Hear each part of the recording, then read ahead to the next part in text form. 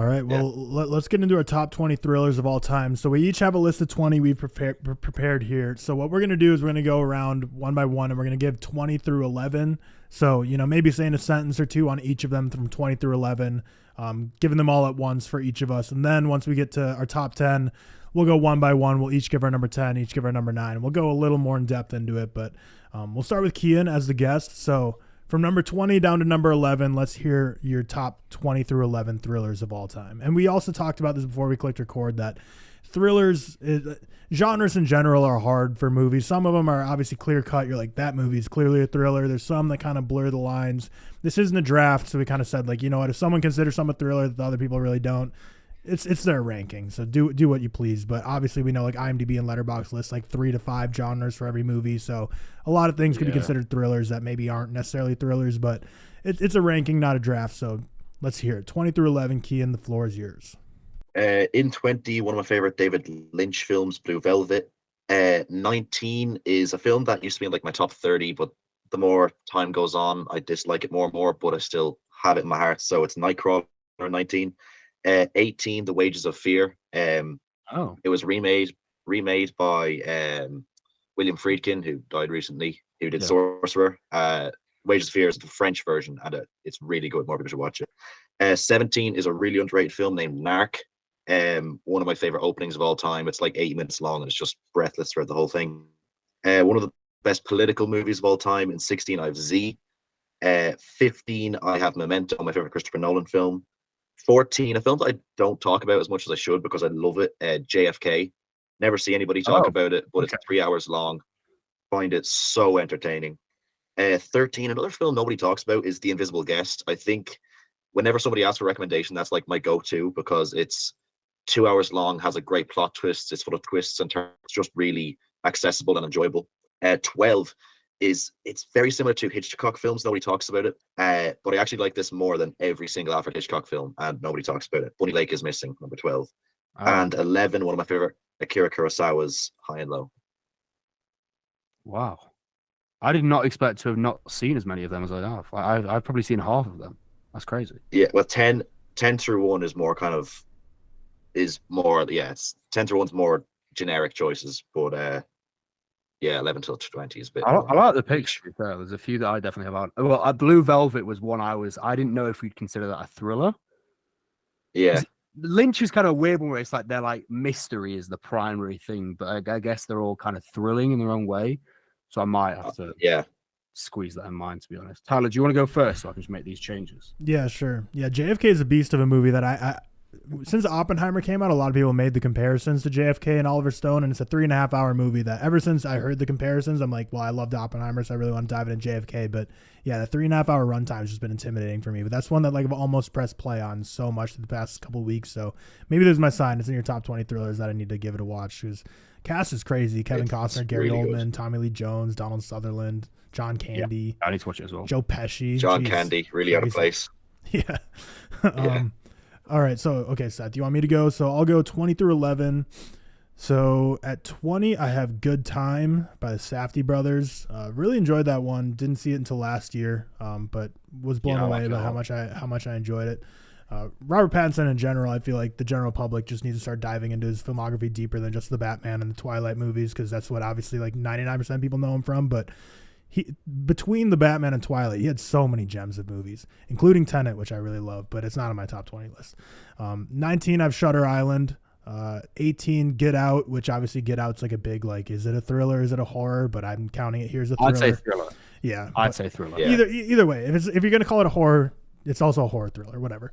17, I have Argo. The way they were able to make standing in a line at the airport so thrilling just instantly made me love it so much. But I really like Ben Affleck as a director in general, actually. 16, in common with Cian, I have Memento. Incredible movie from Christopher Nolan, like so early on in his career. You could tell like stuff he did in Following, you could see him pull threads of that and try and flesh it out a little more in Memento. 15, I have Persona, obviously one of the favorites of Seth, which I would consider that a thriller. I could see why some people might just say it's like purely a drama, but I call Persona a thriller. You don't think it's a thriller? Not really. I wouldn't be against calling it thriller. But if it is, I'm putting it in mine right now. That's crazy. Well, IMDb listed as a drama or a thriller. I feel like it's got I feel like it's got thriller elements into it for sure. It has, yeah. No, I think. Oh, shit, that's fucked me. Well, okay, you can continue making live edits on the fly. Number 14 is Blowout. I think it's not my favorite John Travolta movie, but I think it's John Travolta's best performance I've seen out of him. 13, I have Fight Club. It's obviously a film bro classic movie, but it's one of those that you can't really knock. Like, I do think it is genuinely a very good film, even if the fan base can be a little annoying. 12, I have Wind River. I think the dialogue in it's pretty dreadful, but everything else besides that I think is phenomenal. 11, The Silence of the Lambs, again, similar to Get Out, like horror, thriller, kind of blurs the lines. I was about to go 10, but yeah, there we go. 20 through 11, there's my picks, and hopefully I bought you enough time, Seth. Well, I've not really made any changes because I feel like it's like what your perception of thriller is. Yeah, which is fine, yeah. Yeah.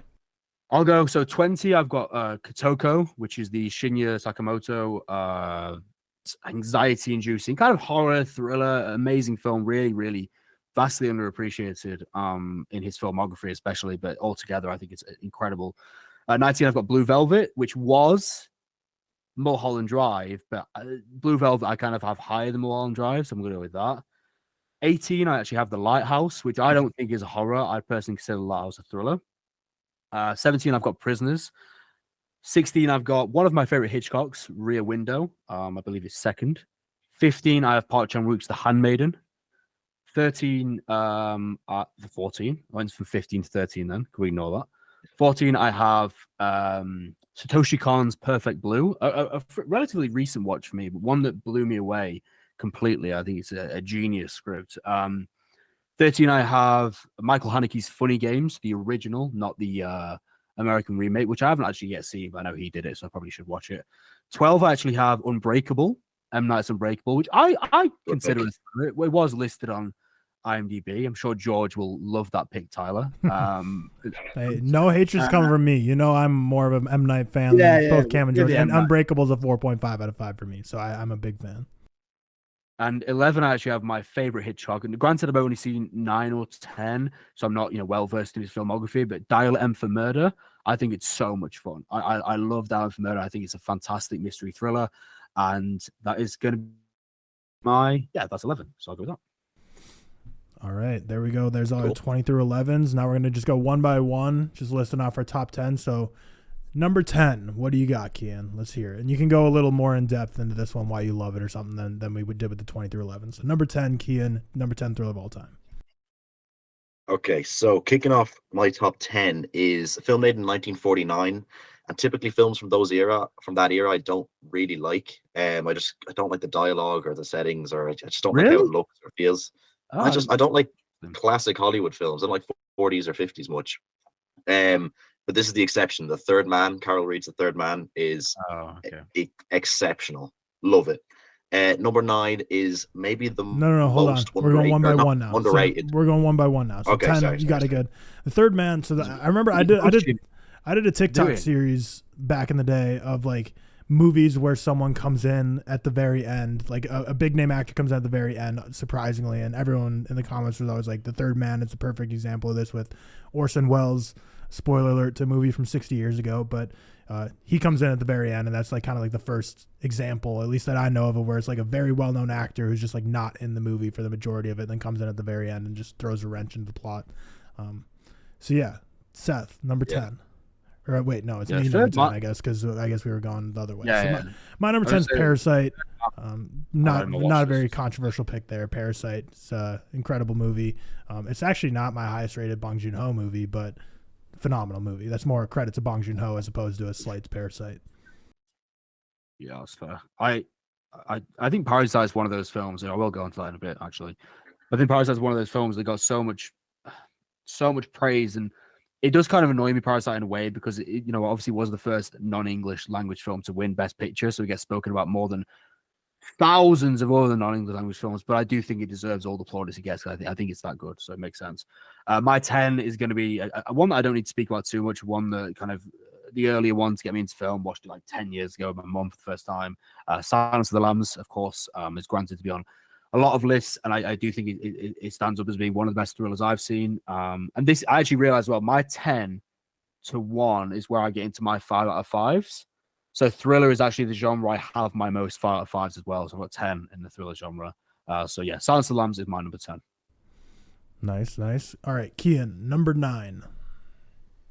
Number 9, not the most underrated, but maybe the film that nobody talks about that I feel like deserves to be talked about the most, if that makes sense. It is a Japanese film named Mermaid Legend. I've spoken about it a few times before because I feel like people need to see it.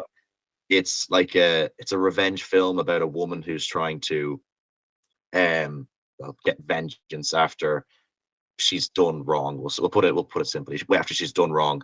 It's like an hour and a half, and it almost goes in stages. Like the first half an hour is almost kind of like a comedy and it's kind of happy and magical. Then the second half an hour is a drama, and then the last half an hour is just an all-out thriller, bloodbath action movie. It's incredible. Way more people should see it. Highly recommend it. I remember you speaking about that one on a video, I think. Yeah, I think I've seen a couple of videos, or maybe a video or two of you talking about that one. Yeah, I definitely need to get on that one. Yeah. My number 9, similar to what Cian was kind of saying. So this is not the most underrated because it's rated pretty highly, but probably the most under talked about Denis Villeneuve film that's in the English language, I would say, is Sicario. For me, like when I first watched that back in high school, I was blown away how much I loved it. The twist is pretty great in it, but ultimately the thing that I always remember about is just the scene of them trying to get back into America through border patrol. That's just such a thrilling scene, kind of like talking about with Argo standing in line at the airport, so thrilling. Sicario, just waiting in that car, waiting to get let back into America, was so intense, just on the edge of your seat, holding your breath. Yeah, very good movie. And I feel like Denis Villeneuve, everyone obviously talks about Blade Runner 2049, Dune, but Sicario I think is genuinely a very good movie. When I moved to Phoenix, because the opening scene is like where, like, you know, the opening scene when like there's a big bomb in Chandler, Arizona, that kind of sets things into motion of the drug industry. That's like 20 minutes for me. So when I was moving here, I was like, shit, like, am I about to be moving into just like cartel territory? It's not exactly as much of a wasteland as the movie would make you think out here. But I did drive right by Ciudad Juarez, which is right on the border of El Paso, which is where they cross the border and do it. And yeah, like purely from that movie, which probably might not be a good thing because I feel like it's a little bit of a stereotype, but now because of that movie, like driving by there, I'm just like, fuck, dude, get me away from here. It can't be in this area. But yeah, number 9 for Seth. Yeah, so my number 9 is definitely the opposite of underrated. No, actually, that would be overrated. It's a very known film. This actually used to be in my top 5 of all time when I was younger. When it first came out, which was like 2017, like Jordan Peele's Get Out. For me, his best film by a long shot. I actually like both Us and Nope and The Fine, but I think the Get Out is a genius script. I think it'll stand the test of time. I think it showcases his excellence when writing political and social commentary. I think it's so fascinating. I think it has so much rewatch value. And even though it's not as high on my list as it would be then, I think it comes in at like the 50s or like early 60s. It really, really is a film that I think is one of the best of the 2010s in general, and one that deserves all the praise it gets. And for me, Jordan Peele's best script by a long way, I would say. Yeah.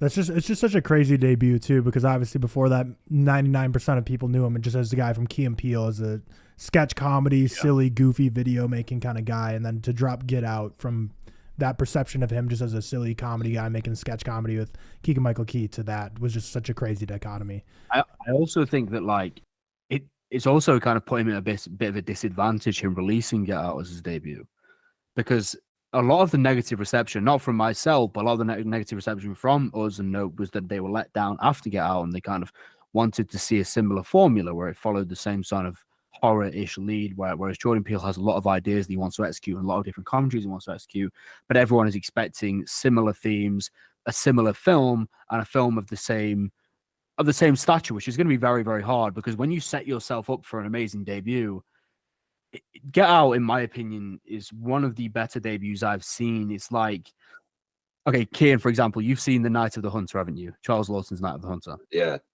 So it's like that. He did one film. He made a really good debut, and then he just didn't make another film.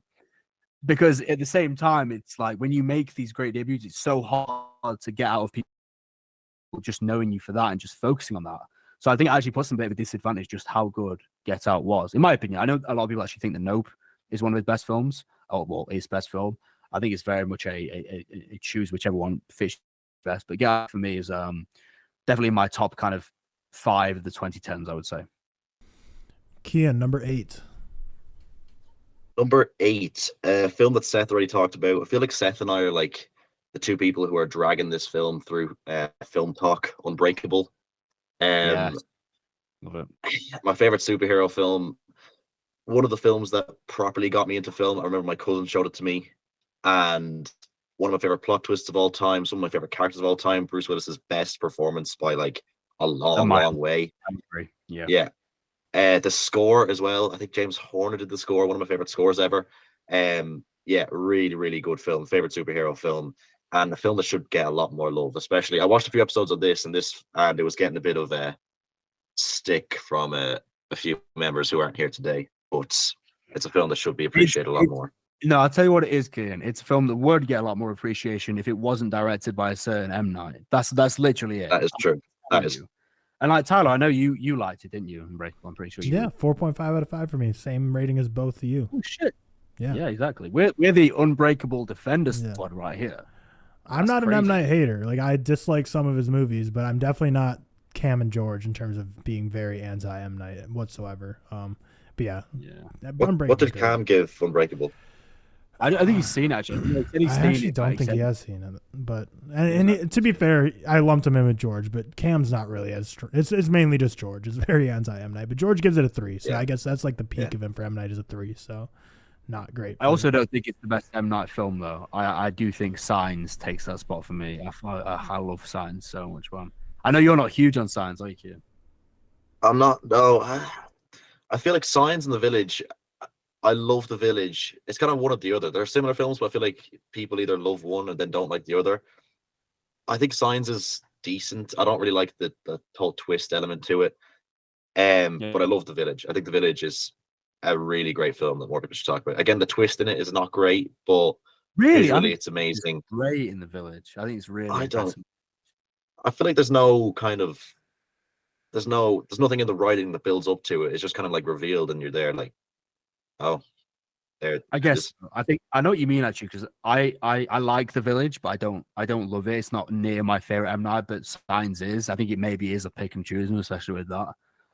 Tyler, have you seen The Village? Nope, I have. That's one of like 2 M. Nights I haven't seen. I think The Village and The Visit I haven't seen. I think The Visit's okay, but anyway, yeah. Cian, give you your next one. Is it Cian? No, he just gave Unbreakable. It's.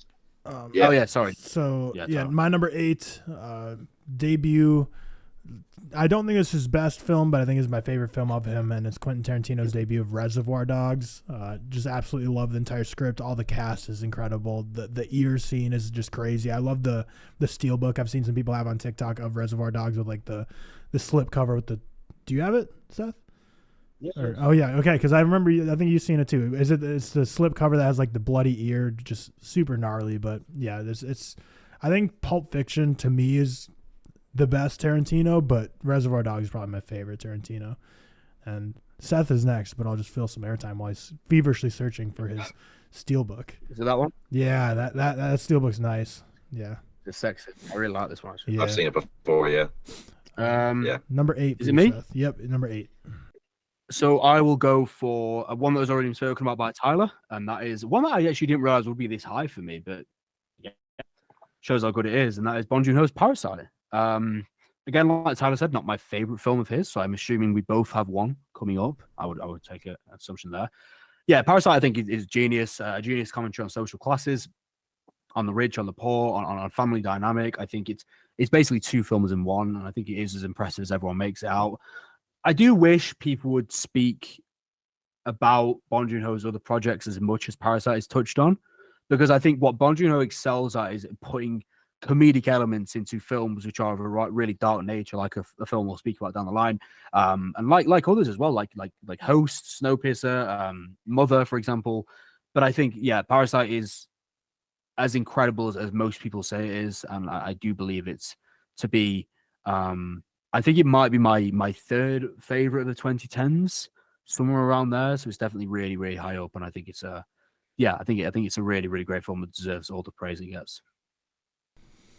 Yeah, Parasite's an interesting one. It's kind of like a double-edged sword because on one hand it does dominate the international film discussion, but at the same time I think a lot of people, like a huge amount of people, is probably their first experience with international film.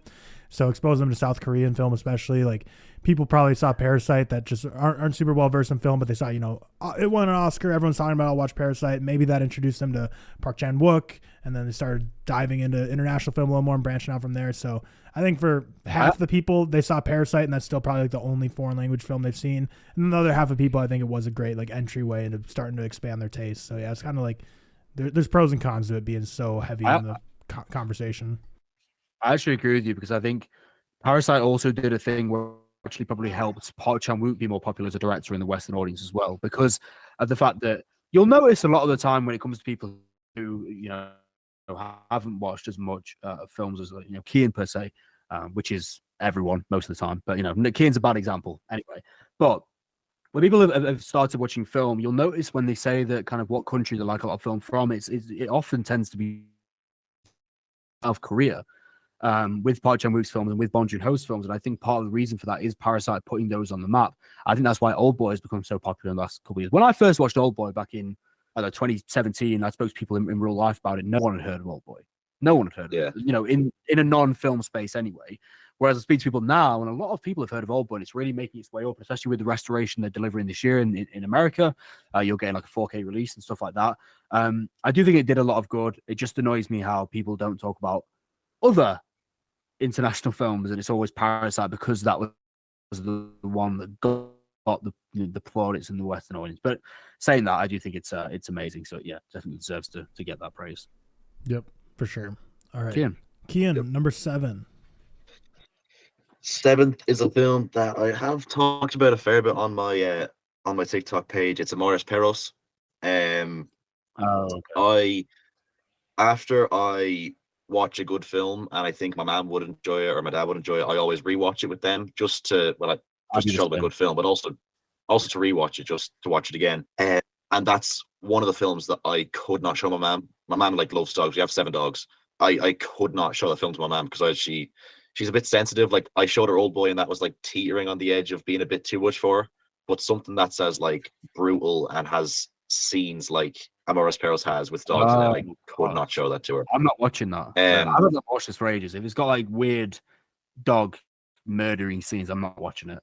That Animals is a place for me where it's like it's really hard for me to watch dogs. Do you know what I mean? I just hate watching. Oh yeah, no.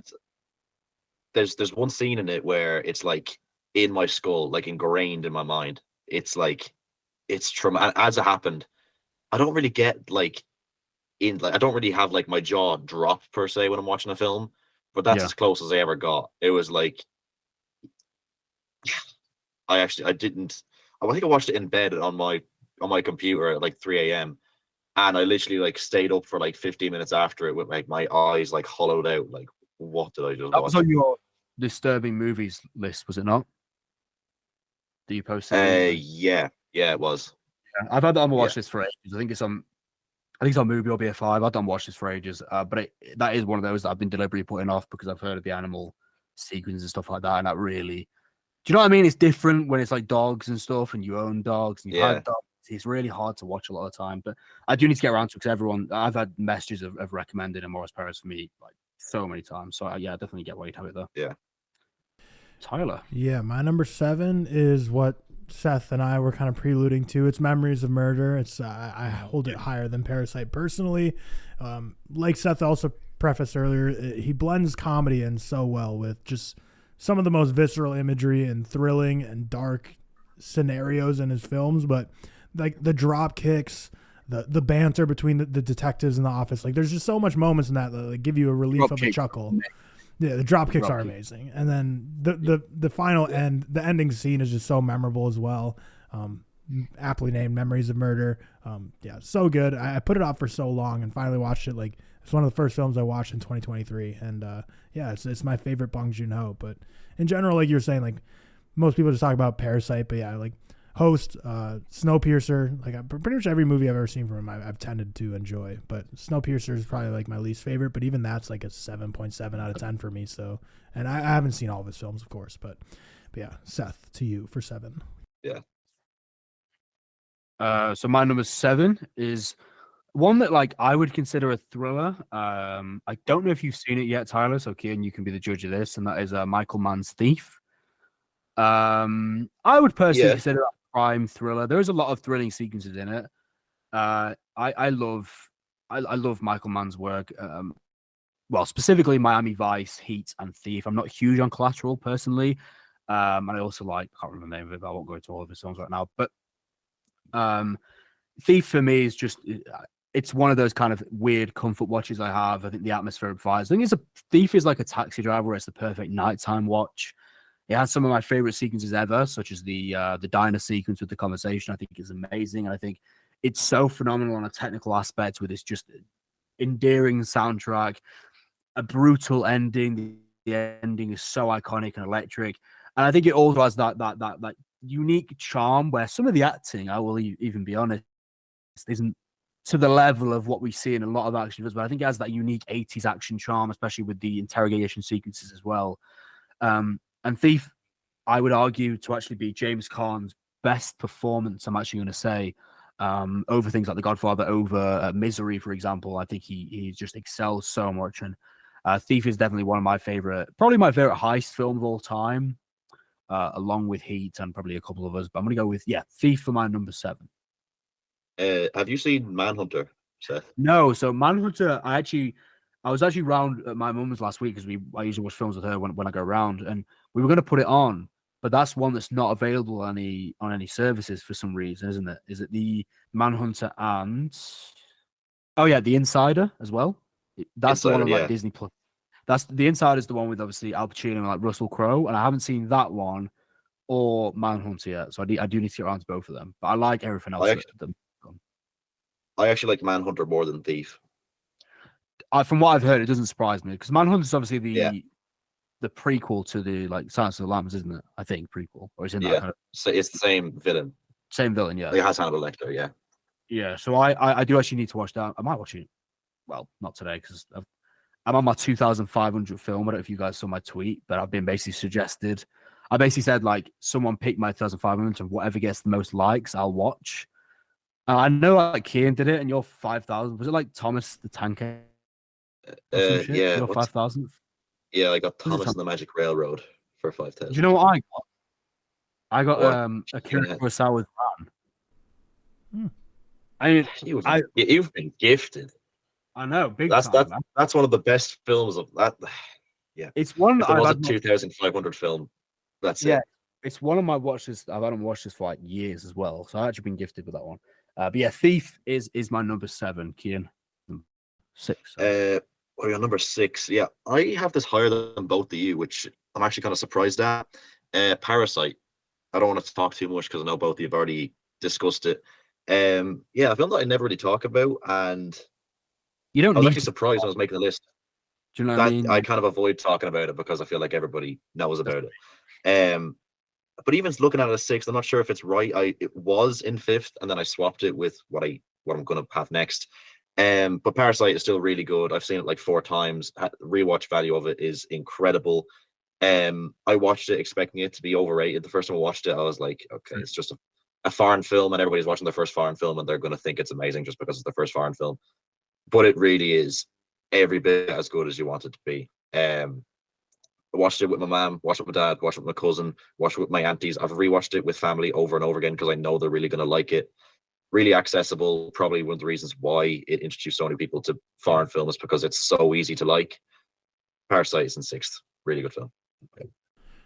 Number 6 for me is Prisoners. So this, I've told the story before, so I'll tell them fast forward. But like when I first saw this movie, I was working at a movie theater at the time, and we had to go in every movie theater and just kind of open the door and check them out while the movies are going to make sure sounds good, picture's good, people aren't being crazy. And Prisoners, I remember going in because this is before Denis Villeneuve had the appointment viewing name brand to him. Like people weren't really flocking to the theaters to see Denis Villeneuve films in 2013. I walked into the theater, and it was that scene where friggin' Paul Dano's getting he's in the bathroom and Hugh Jackman's going ham on him with the hammer. That was like the first experience. I was like, what the hell is this movie? Like, what the fuck? Like, I need to see this movie. So I watched it. And it's just like my favorite thing to ever come from movies, and thrillers usually tend to be the one that does this the most, is when you watch a movie and immediately when you get home, you want to do nothing other than read up on it, like fan theories, deeper meetings for just like ages on just random forums. You see like, what do the mazes mean, all the different connections. Like Prisoners for me, like when I saw it, was one of those, like I saw, researched it a ton. I told like all my friends and family, like, we need to see this movie. I absolutely fell in love with it. Showed it to my mom, and like 2 minutes into it, she was like, oh, that person's going to be the person who's ends up being the killer, the kidnapper. And I was like, I'm literally turning this off. Like, I don't even want to watch it anymore. Like, if you got it right, like, what's even the point to keep watching this? Like, screw you. You just ruined the movie. My mom does the same thing. She insists on like guessing everything that's gonna. It's really annoying all the time. What's awful? My dad always, if it's a true story, he'll like pull up on Wikipedia like the true story while it's happening. So like, we'll be watching some like football movie, and he's like, oh, like this guy tears his ACL and his career ends. I'm like, great, you just ruined like what the sad moment or the big twist this movie is gonna be. Like, I hate true stories that then they just start looking up what really happened. And I'm like, I know movies based on true stories take some liberties and change some stuff, but in general, they're not gonna change the major things that happen. So don't spoil the damn movie. Yeah. Is it 6? It's 6, isn't it? Yeah. Yes. 6. Yeah. So for my 6, I'm going to go for, I would consider this a thriller. It's action thriller, coming of age, and that is Battle Royale.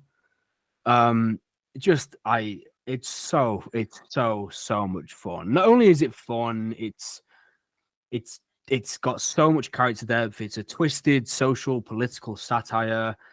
It's kind of one of those that's similar to what you said, Tyler. Like, it had such a profound impact on me first watch, and rewatch really, really just brought that up. It's so thick and twisted, you know, some of the sequences. Cian, I'm assuming you've watched Battle Royale, haven't you?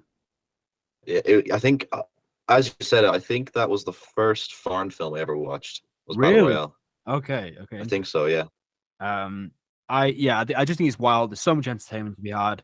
The twisted, sick social commentary that offers much more than like a, no offense to Hunger Games fans, but Hunger Games, in my opinion, sorry, Tyler, the Hunger Games are good. I'm trying to get the car. I mean, I like them. It's not a movie I'm going to get my feelings hurt over, though. It's like, I just find movies.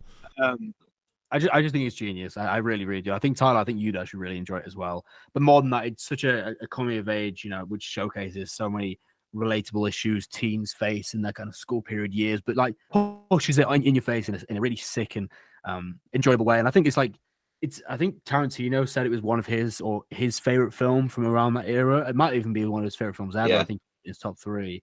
I think it is, yeah. If you watch it, and Cian, I'm sure you'll agree with this, you can definitely understand why that would be one of Tarantino's films. It's Tarantino's, yeah.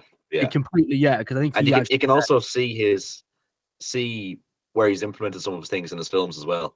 100%. I love, there's a video on YouTube of him going through his 10 favorite 2000s films or something like that. Or 90s films or something like that. Like, it was 18 films since he started directing.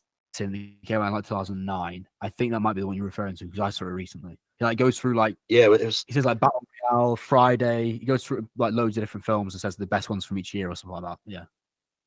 Yeah, and I saw that when I was younger, and as I kind of watched those films, I watched them with Tarantino in mind, saying, oh, this is one of Tarantino's favorite films. And when you go into it with that mindset, you actually pick up on all the different things that Tarantino has implemented in his films. And Battle Royale is one of the main ones in that. Like, even the blood splatters and stuff like that, when I was watching Django Unchained, I was like, that's from Battle Royale. Yeah, completely agree. And it's like, I think Tarantino said many times that he wished he would have been the one to make that film. And he's always been like kind of jealous that someone got the idea, because it is just so him. I actually haven't seen have you seen the sequels? I know they're not very highly. I haven't, no. Yeah, I know they're like very much not highly regarded compared to the first. But yeah, Battle Royale is my number 6 anyway. All right, Cian with the number 5. Number 5 for me. Yeah, this was 6th, and then I swapped it. And again, I think that I'm pretty sure both of you already talked about this. Memories of Murder. My favorite Bong Joon-ho film. As I said, Parasite in 5th, over Memories of Murder didn't look right for me. I had to flip it around. Yeah. what can I say about Memories of Murder? I was gonna make a video a little while back of some of the greatest movie scenes because I'm sure both of you have seen it. It's like I have a video of what I think to be the 20 greatest films of all time, like what I believe. And I was going to do something like that for scenes. And one of the main scenes that I was going to put in was the train track scene from I thought you were going to say from Memories of Murder. I scrapped the video, but it's incredible. It really is. The whole film. It's like 2.5 hours long, and even though throughout parts of it nothing really happens per se, it's still so engaging and completely enthralling, and one of my favorite foreign films ever. Yeah. I don't know if you were going to say that. My favorite sequence in Memories of Murder is the final shot when he's looking at the viewer. Yeah. So powerful. I think that's so powerful. Yeah. There are so many sequences like that, like the train track scene, where I would also have it in one of the best scenes I've ever seen in film. And I think Bong Joon-ho, in every one of his films, there is a certain sequence which could be added to a list like that. He's so good at capturing it. But yeah, that's a great. Tyler. Yeah, so my number 5 is a movie that Cian actually does not like, and that is The Prestige. It's my favorite Christopher Nolan movie. No. Yeah, he's not a fan, but yeah, it's I don't think a lot of people rate it nearly as well. No, I know for a fact no one rates it as highly as me for Christopher Nolan movies, because everyone obviously has the Interstellar, Inceptions, The Dark Knights of the world if they're number one. But yeah, I don't know. I just loved all the performances of it. I really enjoyed the dueling magicians was fun. Nikola Tesla, like David Bowie, was super fun. And I don't know, the whole movie, I saw it for the first time and I was just like, I think when I watched it for the first time ages ago, it was before I I didn't think I knew it was a Christopher Nolan movie. I just watched it and loved it. And then again, it was one I just wanted to show all my friends, and my fiance really loves it as well. Yeah, I'm just a big fan of The Prestige. It's my favorite Christopher Nolan. It's just one that sentimentally is always going to stick with me. So I don't really know, even though I technically think Oppenheimer's his best movie he's ever made in terms of craft, I think The Prestige, nothing will top it for me, just in terms of just personal enjoyment and memories with it. But yeah, I do know Cian gives it a 2.5, so controversial. Oh, I thought you gave it lower than a 2.5. I thought you hated The Prestige. No, I don't. See, this is the thing. When I did my Christopher Nolan ranking and I had The Prestige second last, it's one of those films where I need to justify why it's so low. I need to justify why I don't like it, so I don't really bring up what I do like about it, if you know what I mean, because it would have been a waste of time. I don't hate it. I thought it'd be The Conversation for you, Francis Coppola's The Conversation. That's probably one of the hottest takes I've seen on Letterboxd. I haven't actually seen The Conversation. I like Coppola a lot, but I haven't actually got around to it. I think it's got a 4.1, and Cian gives it a half a star. Yeah, I actually like it a lot. I bet you got some proper negative reaction. Oh, it's the classic TikTok comments where you're there's no way that's real. Bro only wants views. Bro's only doing it to be different. All stuff like this. The Conversation. There's films in my head that I just know are the best or worst of something, and the most bored I've ever been when watching a film was The Conversation. Hands down. I checked the time every 3 minutes or something. And I was just it surprised me because Francis Ford Coppola, traditionally a lot of his films are really exciting and really engaging. I haven't seen it yet, so I don't know, but it really surprised me when I saw your rating on it, because most of people rate it quite highly, don't they? But I might. Well, I've only ever seen it once, and I was I don't know how old I was, 13 or something. So maybe it just wasn't old enough. You need to watch it again now, because how old are you now? Wait, are you 18? Okay, right. Yeah, it's actually that long. When me and Tyler probably think about 13, we're that was my life ago. But it was that's 5 years. You know what I mean? You can probably still remember it. Yeah. For us, we're old. Yeah. So it's fine. I get it. Tyler, number 5. No, I just gave Prestige. So now we're on to you. Oh, jeez, I'm not keeping track of this. My number 5 is Brian De Palma's Blowout.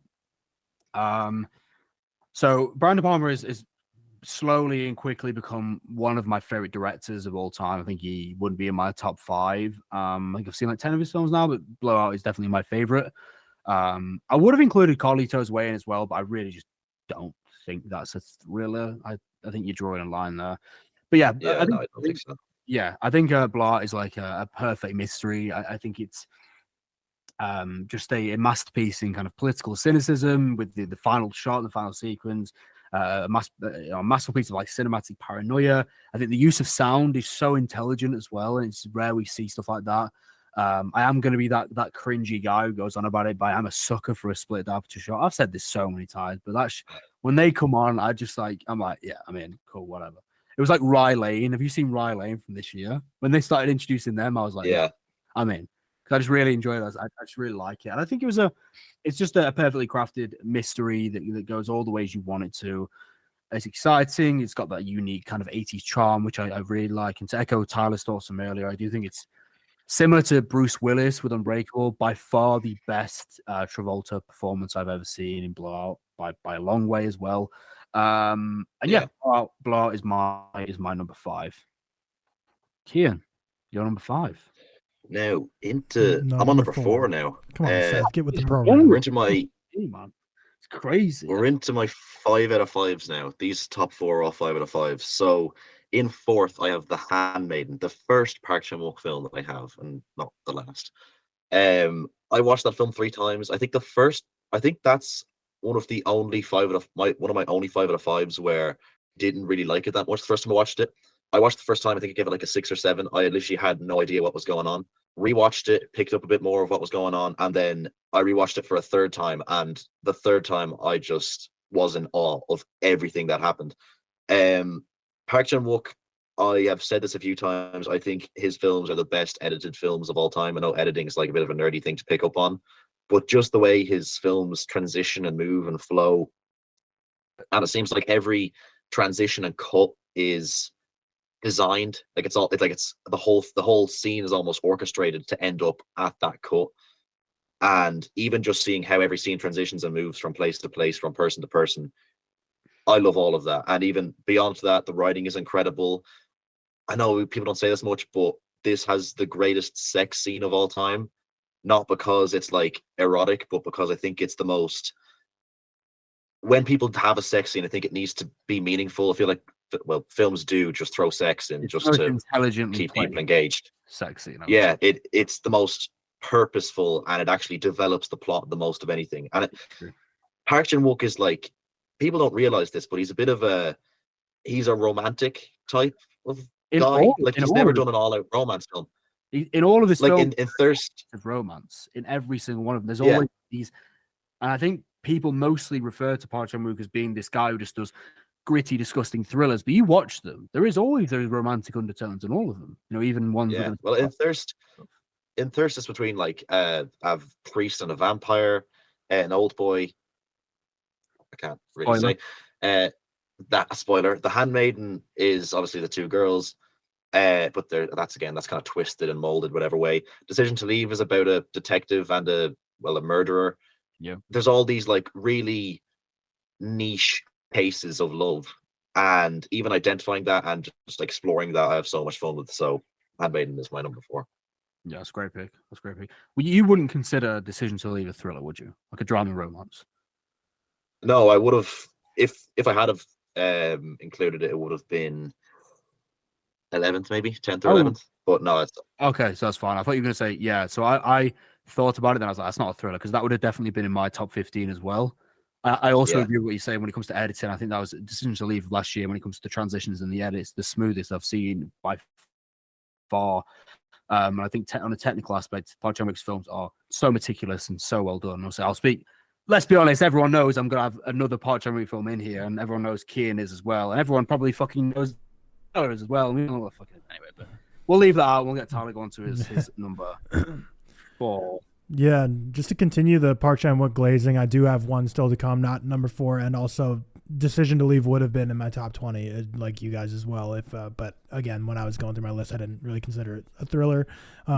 Number 4, I have Nightcrawler. It's one of those movies that's just gonna always stick with me because it's like one of the first. I was around the age I was really starting to get into film. So kind of when you start to love film and cinema, the first kind of movies that you have an experience with at that age is kind of gonna stick with you. And Jake Gyllenhaal's Nightcrawler performance, I just absolutely loved it.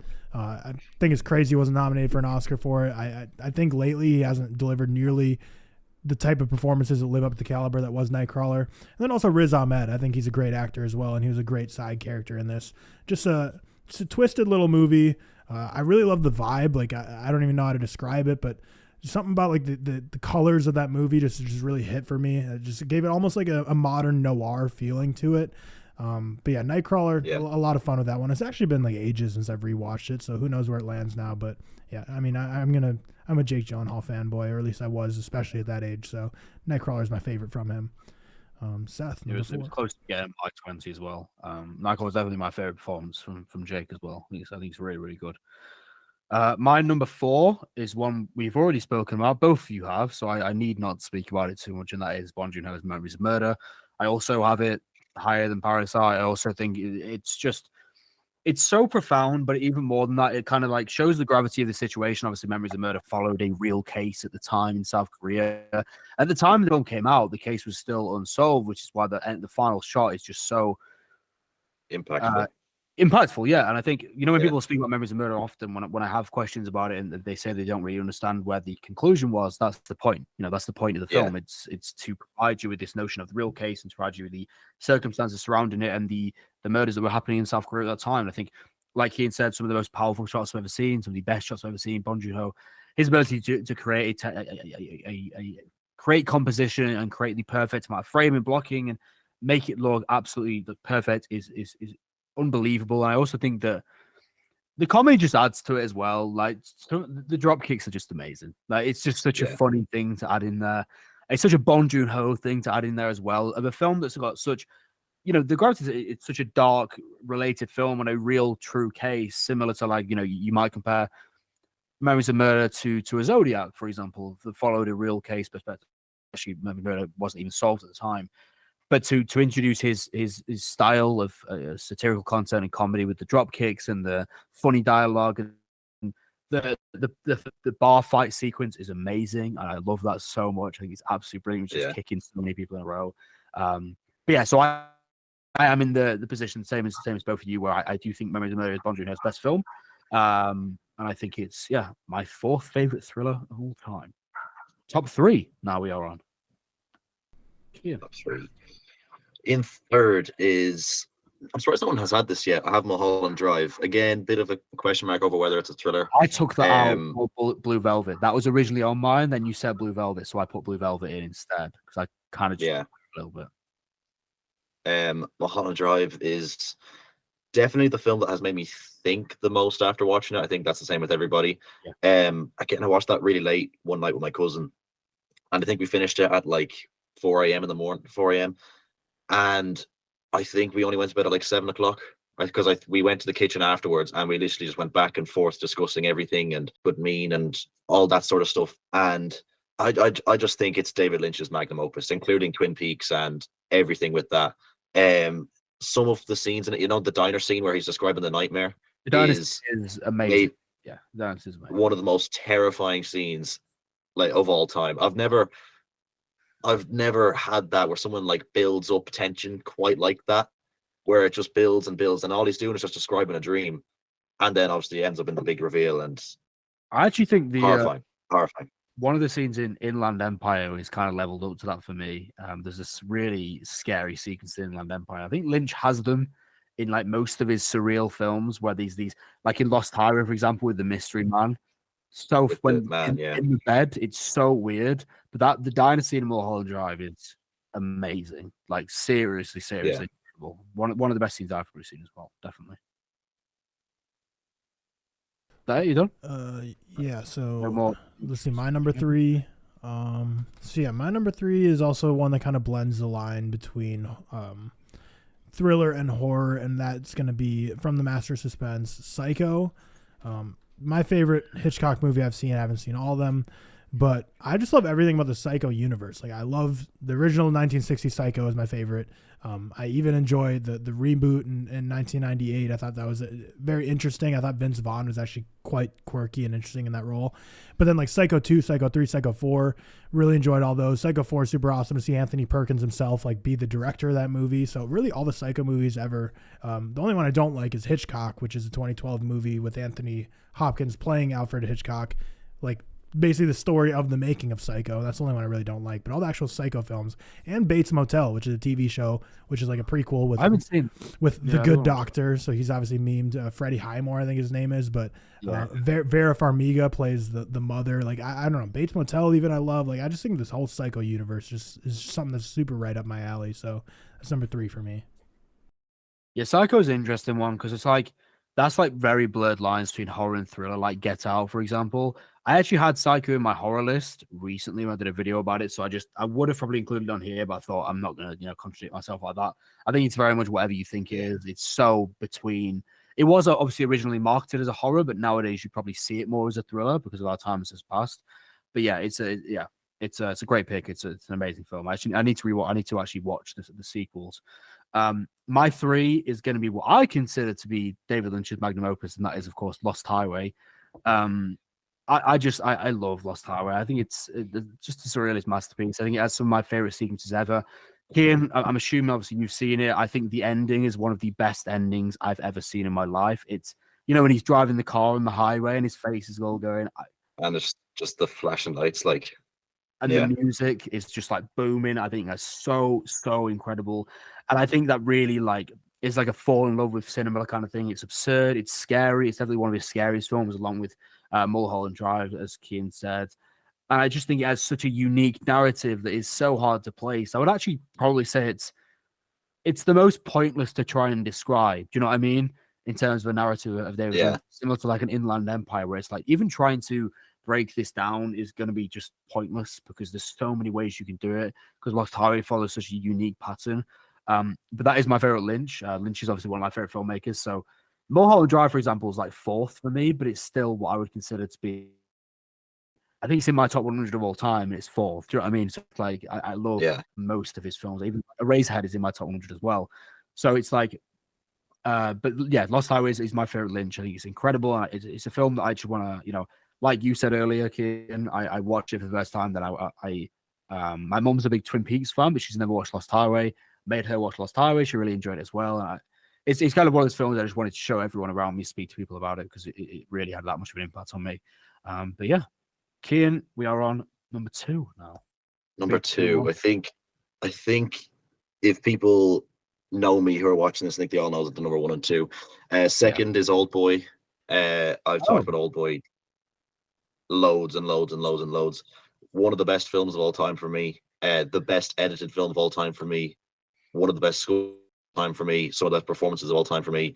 Every single part of Old Boy is like more or less flawless. I can't think of any like component. Like if I pick it apart, I actually can't think of a single aspect that I don't think that I am in awe of every time I watch it. What's the name of the actor? Choi Min-sik as Odeshu. Amazing. Unbelievable. Amazing. And it's like it becomes the climax comes to a point where it should become almost cartoonish, but his performance mixed with the score that plays during it's just so impactful and hard-hitting. I've seen Old Boy like 10 times probably. I watched it for the first time in lockdown. I've seen it like 10 times in the last 3 years, and every single time I pick up on more things to love, little bits and pieces and different sequences. It's one of the best films ever made.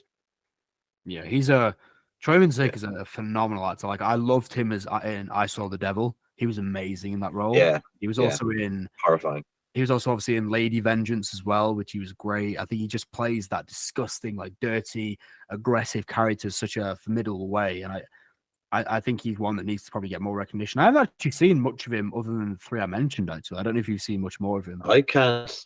I was thinking off the top of my head, I can't think of anything else. The only ones, but as I said, the 3: Lady Vengeance, I Saw the Devil, and Old Boy. That's like the only ones that really come to fight straight away. But phenomenal actor.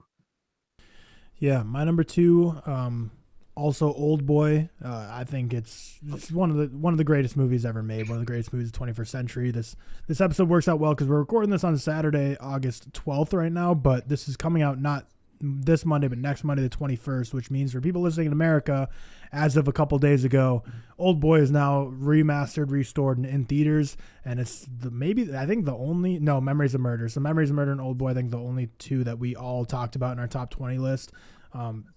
Great film. The hammer scene, obviously, we talked about a ton, and Parasite. Parasite. Shout out South Korea, man. Look at them. They're getting the only 3 consensus ones in the top 20.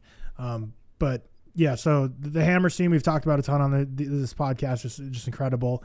And then the final shot is just so haunting. And it's a movie that if you are listening to this and you're in America, go see it in theaters because A, it's just once in a lifetime opportunity to be able to see it remastered and restored in theaters. But B, because in America, Park Chan-wook films and Old Boys, no exception, are notoriously basically impossible to find. Like unless you're doing an illegal stream, it's impossible. Like it's like no streaming services, you can't rent it anywhere, and you can't even really buy the physical media here either. So there's like no real options at all to get Old Boy in America. So I think maybe with Neon now picking up the rights to distribute it, maybe like they'll roll out more distribution of it. But yeah, Park Chan-wook notoriously like impossible to really watch in America, at least. I don't know how it is in the UK. I think Mubi picks up a lot of them in the UK, but yeah, in America it's pretty much like very hard to see any Park Chan-wook movies. So, but Old Boy is one of the best of all time. It's one of my few perfect 10 out of 10 movies, and it's my number 2 thriller of all time. I think, like, I believe, obviously, when I spoke to Mubi about this last, the only Park Chan-wook film available on Mubi in the US is, I think it's Sympathy for Mr. Vengeance, so it's just one part of the trilogy, and that's the only thing you can get there. It's really weird how hard they are to access, because here, like Mubi, you can watch pretty much every single one, every single Park Chan-wook film. But there is definitely directors like that that we can't get in the UK. It's just fucking annoying. My number 2 is going to be, I think it's a thriller. I think it's a crime thriller. I definitely would say, and that's the Koreans' No Country for Old Men thriller. I would absolutely consider it a thriller, personally. Yeah, I think so. Yeah. So this is the film, I believe, like Cian's number 1. I'm not going to spoil what his number 1 is, but we all know what his number 1 is. It's the film to get me into film. So my mum, her favorite directors are the Coens, and she put me on, Fargo, Oh Brother, Miller's Crossing, No Country for Old Men, Burn After Reading, etc., etc. I'll go on and on. But No Country for Old Men is like the film that got me into film at a young age. I think I probably watched it maybe when I was 14, 15, where I started really trying to watch a lot more. And I think it's one of the most nail-biting, intense thrillers I've ever seen. I think Javier Bardem's performance, he just delivers my favorite villain of all time, Anton Chigurh. I think he has such a relentless and a menacing pace. I think it represents the philosophy of life. It's exciting. It has easily 3 of my favorite sequences ever, like the coin toss sequence everyone speaks about, incredible. Moral decisions. And then you've also got the motel sequence where they're basically like he's trying to find him. It's like a cat and mouse chase in between the motel. Incredible. And every scene is just edited perfectly, similar to like a Park Chan-wook, for example. And I believe it to be just there are a lot of films that really impacted my way into film, like an Alien, like The Shining, like Kubrick. But I think this is the film that really took me down the path of wanting to get into film a little bit more, similar to what Cian is going to speak about next, I'm assuming. But yeah, No Country for Old Men is my number 2. And your number 1, Cian? My number 1, building suspense. As I said, if you know me, you know it's Zodiac, David Fincher's Zodiac. The film, like I said, the film that got me into film. Like, I've always liked film, and when I first got IMDb years ago, I had like 800 or something, like 700, 800. But then I watched Zodiac, and it just spiked. I wanted to consume as many films as I could just to try experience something as great as Zodiac again. The night I watched Zodiac, I actually don't remember watching any of the film at all. Like, I don't remember how I reacted to any of the scenes, but I remember, like, as the credits rolled and as I went up to bed, I literally was just like in awe of everything. I rewatched scene after scene after scene. I looked up the real case. I looked up any leads, any stories, any stuff that was like left out. I read all like the trivia for the film. I consumed as much stuff about Zodiac as I could. It's like, it is the definitive film that got it. Like, if I hadn't have watched Zodiac, I wouldn't be on this call. I wouldn't have a TikTok page. I wouldn't have a Letterboxd page. Zodiac it means a lot to me. Are you a Fincher fan in general? I don't actually know if I've asked you that before. Like, I like Zodiac's far above my favorite from him. I love Fight Club. I like Seven. I don't like Seven as much as other people. Not a Social Network. Not big. Oh, I love Social Network. Oh yeah, Social Network. Yeah, that's in my top 40 of all time. I love Social Network. That's my favorite Fincher. There's as well. Yeah, there's another one that I'm forgetting that I really like as well. Girl with the Dragon 2, maybe? No, it's not Girl with the Dragon 2. I can't remember, but anyway, there's some I really don't like. I don't like Curious Case of Benjamin Button. I don't like The Game. I'm not big on Gone Girl. Gone Girl's fine. But when he hits, he bangs. He bangs when he hits. Yeah, that's fair. Yeah. What I really appreciate about Zodiac, which is very similar to like Seth kind of brought up with Memories of Murder, they're both based on true cases that at the time the movie came out were not solved. So I love that they were able to build that suspense and mystery while also not taking the liberties to try and create a false solution or try and make something up. Basically, they both left it very well open-ended, which made them infinitely more chilling than they would have otherwise been if they would have just made up a killer and had them solved at the end and had it be loosely based on the real case. But the fact that both Memories of Murder and Zodiac were based on unsolved cases and kind of leave you at the end being like, shit, like, who is it? Like, we still don't even know. That really just highlights it even more. Yeah. Number one for me is my favorite Martin Scorsese movie of all time. And that's The Departed. It's a crime thriller. I feel like it should be considered a thriller, I guess. But I don't know. I think all crime movies could basically be thrillers. So The Departed, it's like 2.5 hour movie. So it's like a long movie, but for some reason it feels so fast to me. Like I feel like I could have even more. I think it's because the soundtrack feels very trailery at times, like Shipping Up to Boston and, what that Rolling Stones song is, that's super classic, that's slipping my brain right now, but Gimme Shelter. Yep, Gimme Shelter. I feel like since they use such classic like trailer type music throughout the movie, it kind of makes it seem like it's just kind of moving along super fast and it's almost like a highlight clip of everything that's happening. But it's my pick that I posted on TikTok the other day for the most stacked cast of all time, just balancing breadth of cast with quality of cast. You obviously have Leo, Jack, and Matt Damon, Martin Sheen, Mark Wahlberg, Vera Farmiga, Alec Baldwin, Ray Winston, the boy. Yeah, there's got to be Catherine O'Hara, Anthony Anderson. I mean, not nearly the same caliber, but it's not only the stacked cast with how great the leads are, but pretty wide as well. But the soundtrack, I just think is so good. Every performance in that, whether it's like the main three, Damon, DiCaprio, and Nicholson, they all have their moments where they each are equally getting their shine. It's crazy that Mark Wahlberg was the only one in that cast to get nominated for an Oscar. I just think that's just like genuinely hilarious that he was the one that was chosen to get nominated for an Oscar for that performance. But yeah, it was because Leonardo DiCaprio, I think, had Blood Diamond out that same year and they were like pushing him heavily for that. So I think Mark Wahlberg was who got like the boost for The Departed, which I found was really weird, but it's my favorite Scorsese. Yeah, I just think it's a banger movie. And, there's just so many moments, especially like the whole final like 45 minutes. There's just so many jaw-dropping moments the first time you watch it that by the time you're end of it, you're like, I need to catch my breath. Like, what the hell did I just watch? But yeah, Seth, you're number one. Yeah, it's kind of boring really because I feel like we've already spoke about this. My number one's Old Boy. I echo everything that Cian and Tyler have already said. I watched Old Boy probably, I want to say like around the same time as Yuki, and I want to say like maybe just about the year before, like 2019, so before the first lockdown. It's just an incredible experience. It really, another one that really, I think Old Boy is like, it's like my No Control Men, but for international films, similar to like what Parasite is. And when I watched Old Boy in like 2018, 2019, it was around that time, probably 4 or 5 years ago, whenever it was. I'd already seen international films, but I'd only seen kind of the basic amount, and that was what led me down Park Chan-wook's filmography, and then eventually led me down Bong Joon-ho's filmography. Because leading up to Parasite, I'd already watched Bong Joon-ho's films, which obviously was a massive impact on me, liking that even more. And I think it just had a huge influence on me. I think like Cian said, it's perfect in every way. I can't find a fault with it at all. I enjoy it so much. I've watched it so many times now, and it's another one of those films where the first time I watched it, I wanted to show everyone. I wanted to show my fiance. She would not watch it, which was great. She still hasn't watched it to this day, so shout out to her. I showed my mom, and my mom loved it. I got my dad to watch it. He really liked it as well. And I just think it's a film that really means a lot to me. I think it's just perfect in every way, literally every way. And is my favorite thriller of all time. And it's one of those, like probably like Cian's with Zodiac. I don't really see it changing, just because I have such an emotional connection to it as well. So that is my number one, unsurprisingly so. Anyway.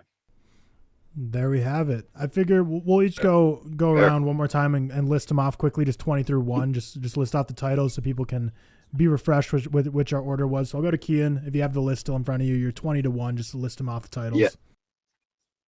Yeah. So 20 is Blue Velvet, 19 is Nightcrawler, 18 is The Wages of Fear, 17 is Narc, 16 is Z, 15 is Memento, 14 is JFK, 13 is The Invisible Guest, 12 is Bunny Lake is Missing, 11 is High and Low, 10 is The Third Man, 9 is Mermaid Legend, 8 is Unbreakable, 7 is Amores Perros, 6 is Parasite, 5 is Memories of Murder, 4 is The Handmaiden, 3 was Mulholland Drive, 2 is Old Boy, and 1 is Zodiac.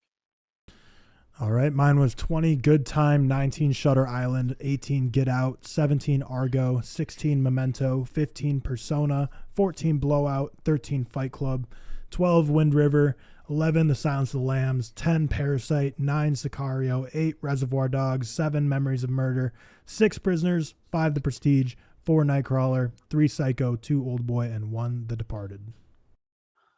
All right, mine was 20 Kotoko, 19 Blue Velvet, 18 The Lighthouse, 17 Prisoners, 16 Rear Window, 15 The Handmaiden, 14 Perfect Blue, 13 Funny Games, 12 Unbreakable, 11 Dial M for Murder, 10 Silence of the Lambs, 9 Get Out, 8 Parasite, 7 Thief, 6 Battle Royale, 5 Blowout, 4 Memories of Murder, 3 Lost Highways, 2 No Country for Old Men, and 1 Park Chan-wook's Old Boy.